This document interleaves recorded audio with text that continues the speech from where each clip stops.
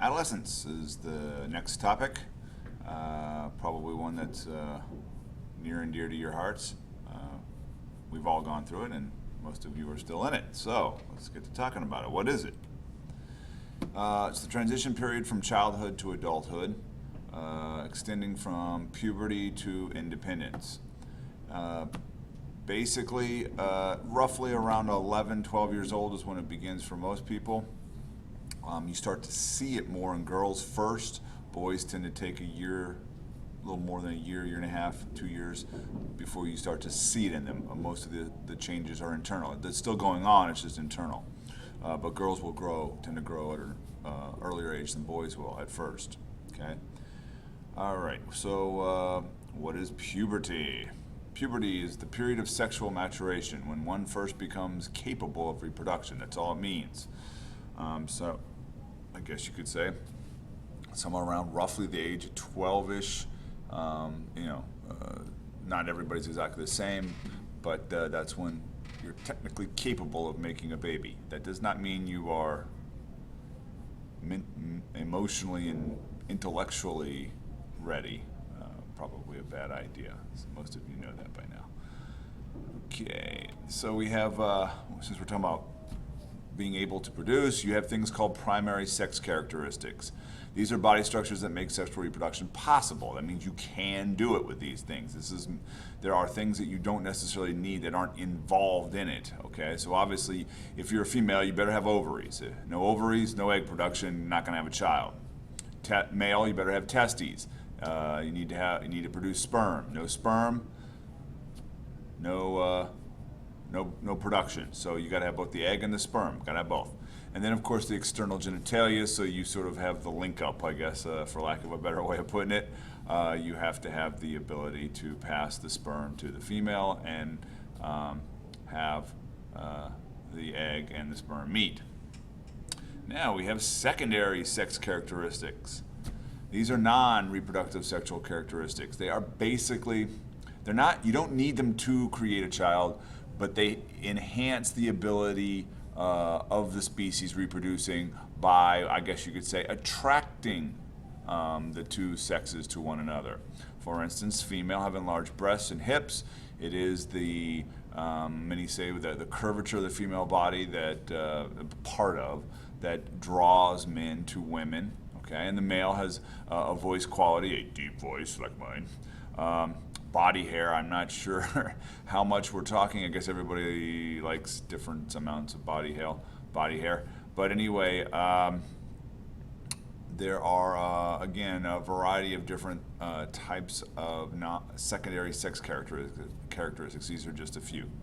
All right, menarche, I don't know if you've ever heard this term. It is a term you should know. It's the technical term for your first menstrual period, ladies.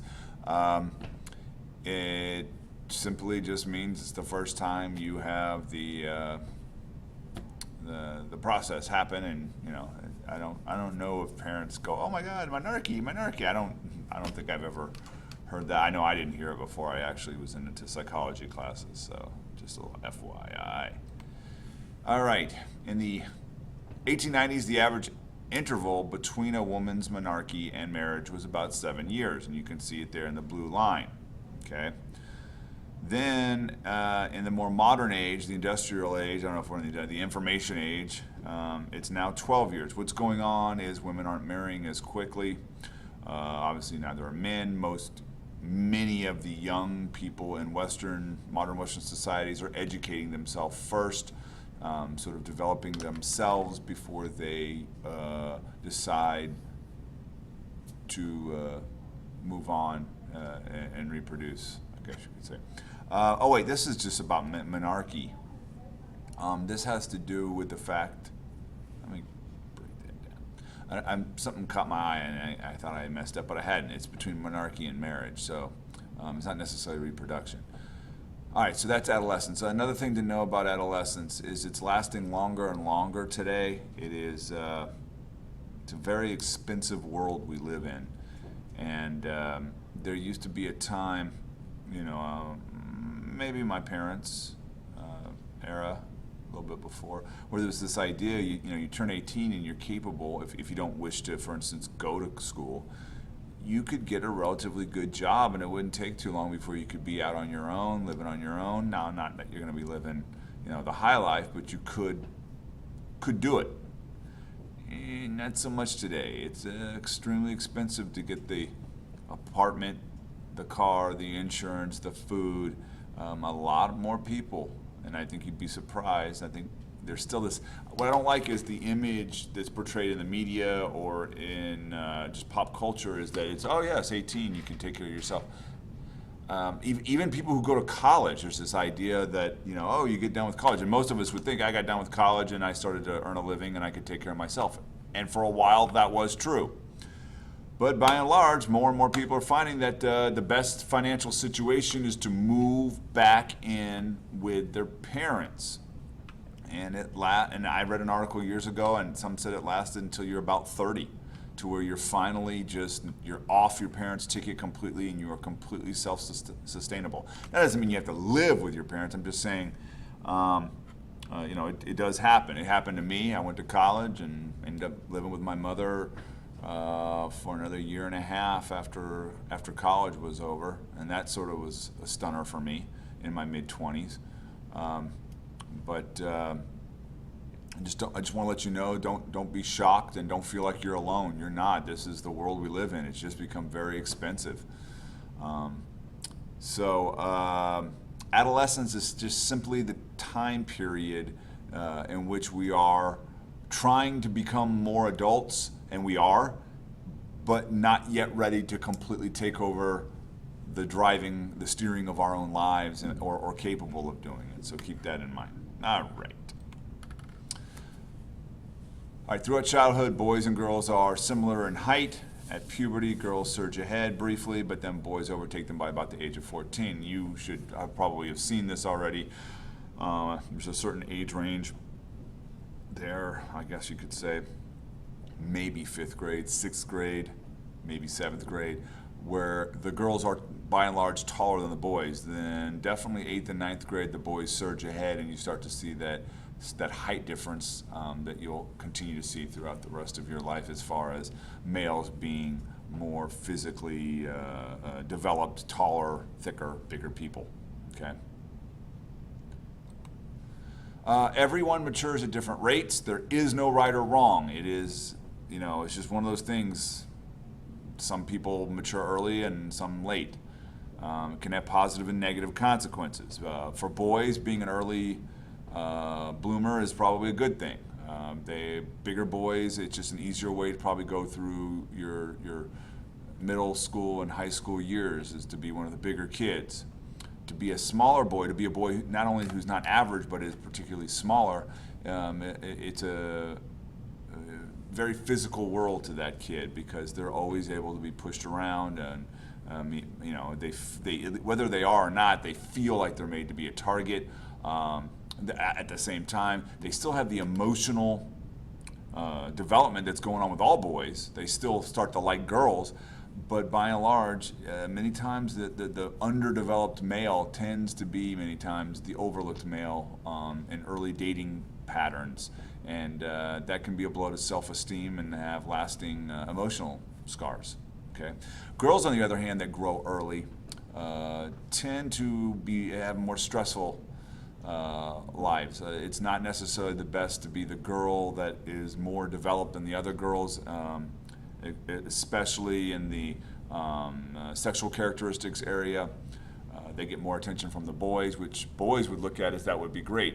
But you've got to remember their peers are the ones that they really want to fit in with are the girls, and it starts to become something that other girls get jealous. You have the talking about people and all that stuff that goes on, and just put it this way, I'm not saying there's no girl who said, yeah, I'm glad I developed young. Maybe there are, but by and large, I hear that most girls that developed young would have preferred not to have, but it eventually works itself out, because it doesn't last too long, and most of the other girls catch up well within a year or two. Okay. Here's a picture of just some of the key areas that develop when you are in adolescence. With the pituitary gland, of course, is in hyperdrive. We're always talking about, and I'll say it in class, you guys hormones are raging at this age. I remember thinking, okay, hormones are raging, and people would say that, and I don't feel anything. You're not going to. It's not like you can feel this flow. You will notice it once you're out of adolescence. Once you get out of adolescence, you start to go, oh yeah, now I see I reacted, I was so emotional at that age, and I would react to things, when I was in adolescence, that I wouldn't react that way now. And it's sort of like an afterward thing. You can't know what it was like to be in adolescence until you're out of it. So let's put it that way. So anyway, you can read this chart for yourself. Now we're going to talk about moral development, morality, okay?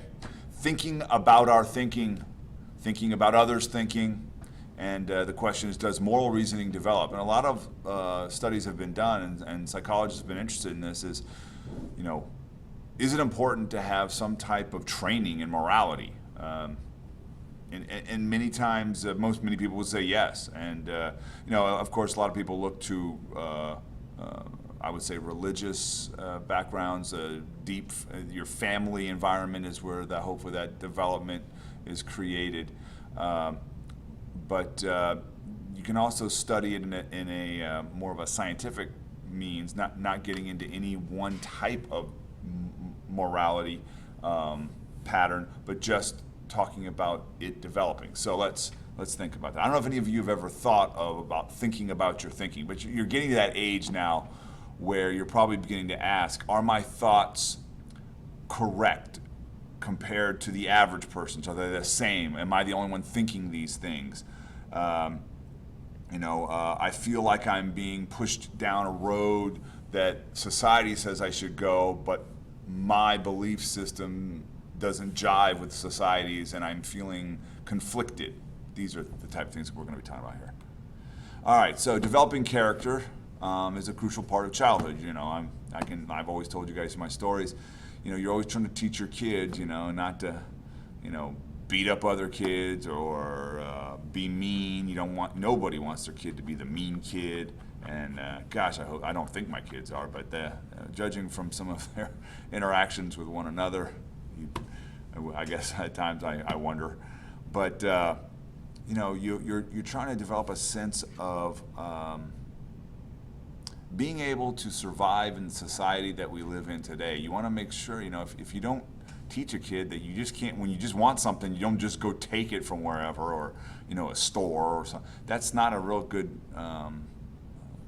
value to instill in a kid, or lack of a value to instill in a kid, because it's eventually going to catch up to them, and they're going to come into conflict with society, and society's going to say no.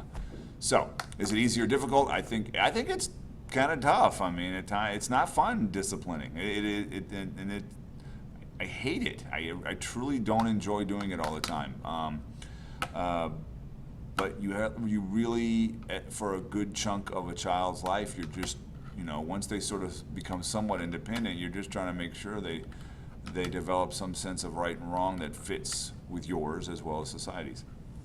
All right, and of course, this guy's name is Goethe. Goethe is how you say this, not Goethe.